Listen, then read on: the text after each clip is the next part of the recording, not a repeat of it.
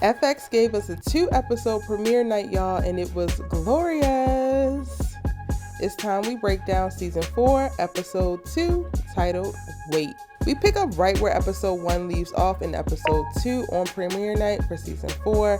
Franklin's crew is executing the plan to end the Man-Boy and Scully gang beef, and this just felt like it was going to go left. It was not going to end well from the jump.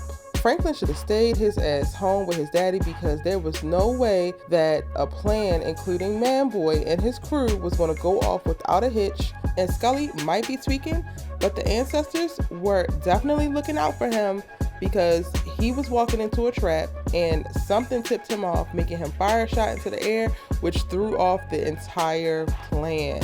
At the top of the episode, we start to see Franklin crack as the plan goes off the rails and they have no idea if they were able to kill Scully, according to plan. Everything is starting to weigh on Franklin this season, and the once confident, cool, and composed boy is now a frazzled, injured, and anxious man. I want to do a follow-up video on Franklin's state of mind because I do believe we are witnessing the start of a mental breakdown with him. I think Franklin decided to not decide between Scully and Man-Boy and get them to take each other out, letting the chips fall where they may once both leaders were dead. But that isn't as clear in this episode, so I'm gonna put that into my speculation pile. And honestly, Franklin is rightfully anxious and living on the edge. The plan to get rid of Scully backfires, and now Scully is madder than ever. This failed mission has now put a target on Franklin's back, and not only Scully and his crew coming after Man-Boy, but they want Franklin too.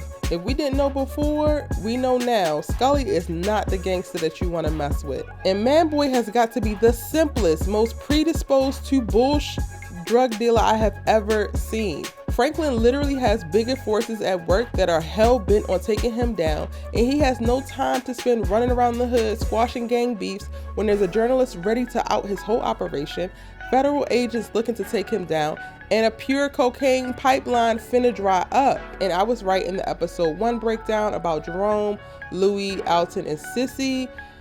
They ain't rocking with each other right now, y'all.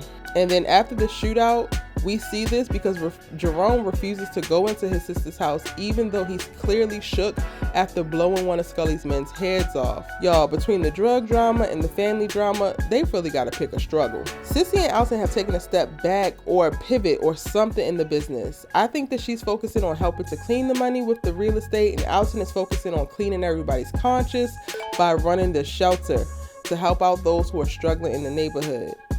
And I think that if Cissy was to step in and lead more, Franklin could rest a bit easier. But it is what it is, and everybody got to do whatever they feel like they got to do that's going to help them, I suppose. But if things keep going how they're going, this grind and the stress, they are going to be the thing that kills Franklin.